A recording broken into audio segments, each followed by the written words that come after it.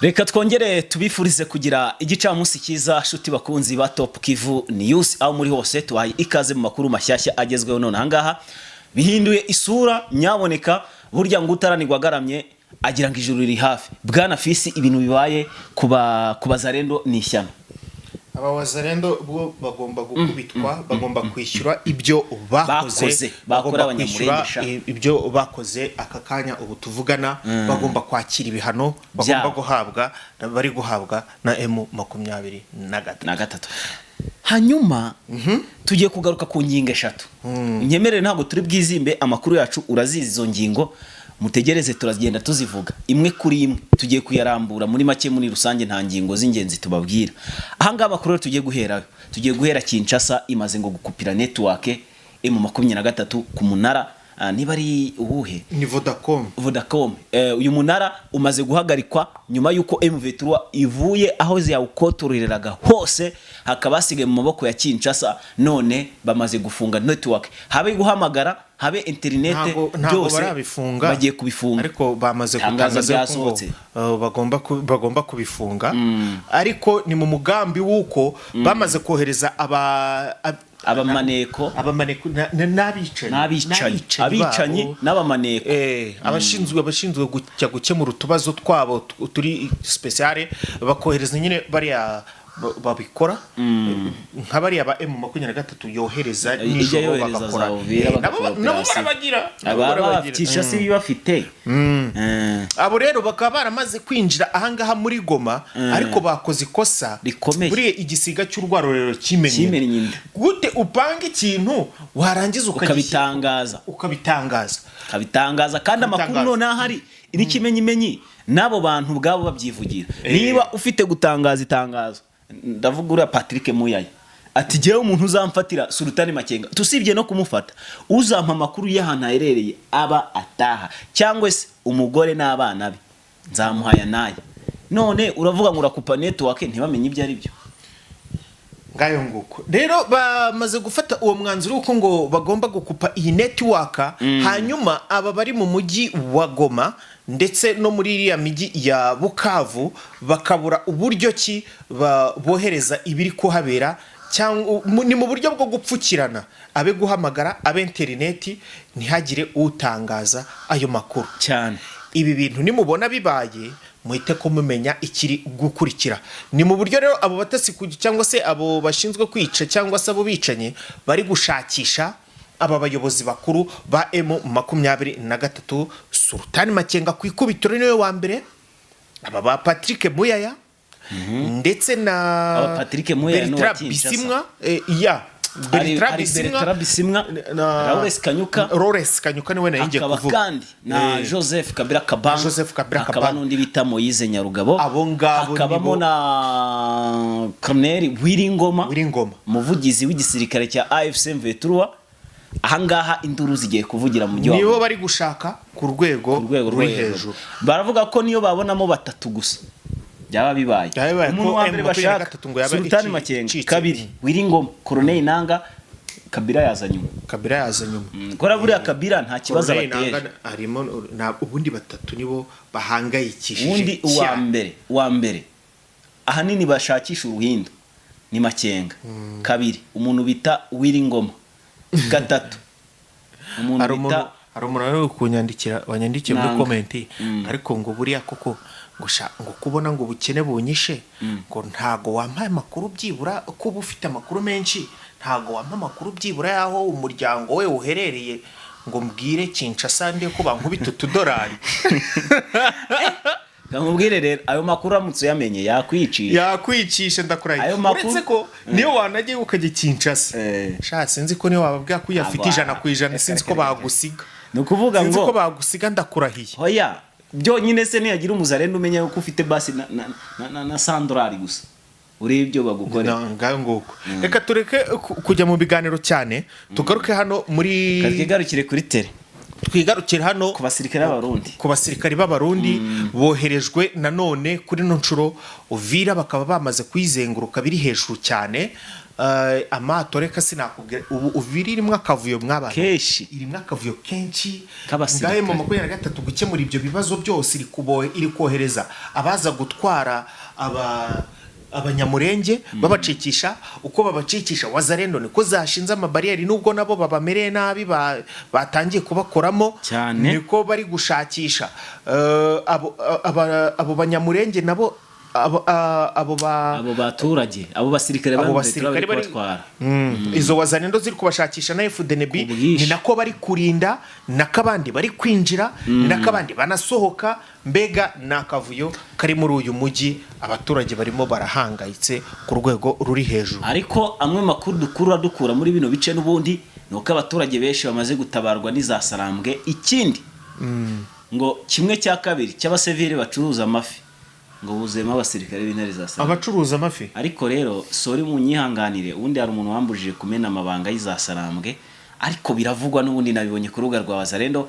Ariko amakuru y'ingenzi y'izasarambwe nzi neza ko hari turamutse turabizi neza, abatwumva bose ntago ari uko bakurikira amakuru yawe y'imvetro. Harimo n'abatasi ba Kinshasa babumva ikinyarwanda cyane cyane nk'utugara tw'abanyamurenge, barabadutega amatwi, nibo bantu ba mbere ndabizi bumva ikiganiro kikarangira kugira ngo bumve twavuze ko imvetro yerereye. Naho tubabwiye rero icyo nzi cyo nuko bahari. Nushaka ugenda ugura umwenda urasanga uguri, ushobora gusanga ari wayimvetro, niwamenya ngo nuwuhi. 23 irahari, barari benshi twanababwira ahantu baherereye. Oya kubibabwira byo si ingenzi. 23 iherereye Sange, iherereye Runingo, aho ngaho ho biragoye kuhagera. Iherereye no mu birindiro byabo aho bari. Navugaga kumenya umutasi w'izasarambwe. Kumenya umutasi wowe se wamubwirwa n'iki? Cyonzi neza nanye simuzi, ariko icyonzi cyo nuko barimo mu mafi, barimo mu bacuruzi, mu mabotike barimo, mu pasteri no mu babwiriza butumwa, mu bakozi ba hoteli barimo. None n'ikimenyimenyi hari abeshi bagiye bishwe nabo batasi bakora mu mahoteli. Wazalendo nazo n'abarundi nabo bafite abatasi babo nabo bameze gutyo. No mu bakobwa mbibire nibanga bariyo, abakobwa gusese no mu mabici niyo neravugaga. Ariko naye rero kandi nago yari sawa. Indaya si ijambo ry'ikinyarwanda, babyita indangamirwa, ntago bavuga indaya. Indaya ni sina, ni indaya bici, amabici. Indaya ni indaya na nudusina tugira amahano tumeze nk'udutoki tuno twa Kamara Masenge. Nitwo tura dutoki batwita turaya, hanyuma hakaba n'udutoki twa Kamera. Rero bari abakobwa biti indangamirwa baba bagezemo nabo rero, kubera ko bazi neza ko ikitwa FDNB buriya yewana ngo yaheba kaburara, ako ntiyarara indangamirwa. Yaheba kaburara ntago yarara indaya dangamirwa. So twihuse twigire mu yandi makuru. Ibi ngibi ndumva ari ibibazo bikomeye cyane ku basirikare b'abarundi. Hanyuma bwana Fisi rero, amakuru ari kutugeraho nuko Pwezero hacakiwe ikitwa umurundi ewana, babacakiye kabisa mwoka byaramwe abasirikare b'abarundi. Kandi ndebe iyo babafashe nk'uko Burundi ntibubemera, ntibinashoboka. Naba ready kandi bavuga ko Burundi bufite igisirikare ndakorwaho se. Urumva igisirikare cyajya gutera Pwezero kigafatwa, kandi Pwezero ariho bari basanzwe bari. Pwezero ntuzwigarurira na twirwaneho se. Twirwaneho yarayifashe ariko ifata igice kimwe. Burerega nkubwire, gufata agace ni kimwe, no kumaramo abasirikare ni ikindi. None se tuvuge ko hano mu mujyi wa Goma nta Bazalendo batuyemo? Kambitekerezeho, tuvuge ko mu mujyi wa Goma nta bantu bari. Nimba bajyari ntago bakitwa Bazalendo, nta nubwo banabigaragaza. Wenda nabatasi ariko nabo bacitse amazi. Nabatasi bacitse amazi. Bariyo ariko none se muri za Masisi ntujye ubumva Abazalendo. None se imvetro ntiyafashe umwaka ushije, ahubwo se ise baba harimo n'imirwano, si babakubise bakabagira uburimiro. Hanyuma muri Rucuro kubise hano muri Masisi, muri Rucuro ivumbira ntabujya wumvamo. Barahari benshi. Igihe imvetro imaze yafashe ntukizi, Warikare ntibari, Side Kivu ntibari, nta n'Abazalendo batari. No kuvuga ngo rero ahubwo bano bari mu mujyi wa Goma ntago bacitse intege. baracyazifite banatangira amakuru ku gihe, ahubwo babuze motivation ibafasha nta n'icyo banakora, reka bigaragaze gute se ko niyo babona babatera inkunga ko bitabahira. oya kereka ba basirikare bari hano muri Nyiragongo surazi ko harimo abasirikare basanga 2600 ba FARDC na Wagner group bariyo na Blackwater abacashu bahezemo n'abasirikare b'abarundi babuze aho banyurira, babaye inyeshyamba zemewe yo muri Nyiragongo. nta twenda ibyo kurya n'abaturage babasumira cyangwa bukira bakazamuka akajya kwiba amahene n'amaka, ubundi batunzwe n'inyamaswa zo muri ariya mashyamba za Nyiragongo n'ariya mu Kirunga muri Parike Nationale ya Virunga. Barahiga bareka hari igihe kiriya Kirunga Imana yavuga ati mwakoze bibi reka nkigire kikabaruka ariko bashya nabi ibyo bintu byihorere mfi. Ariko rero umuntu wese wanga umuntu ntago akwiye kubaho. Umuntu wese wica undi burya ntakwiriye kubaho. Abangaba rero nabo Imana ishobora kurebana mungane wawe ikavuga ati ubundi ko mwakoze ibyaha reka mbategisirizeho kino gikoma mube mwinywera muri iminsi kandi shakira gikoma cyari sawa.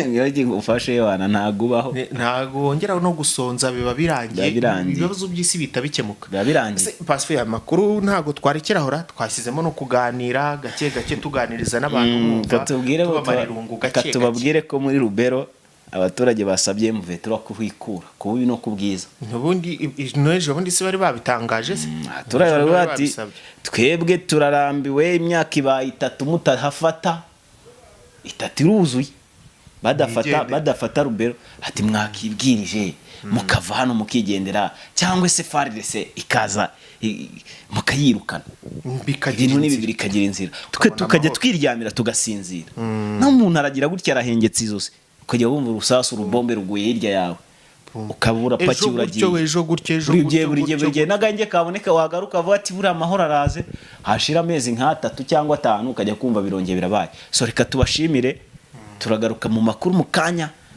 yo ku mugoroba, amakuru meza aza kuba agezweho cyane cyane. Turagaruka hitwa Warikare tubabwire ibyahabereye. Murakoze mugire umunsi mwiza, bye bye.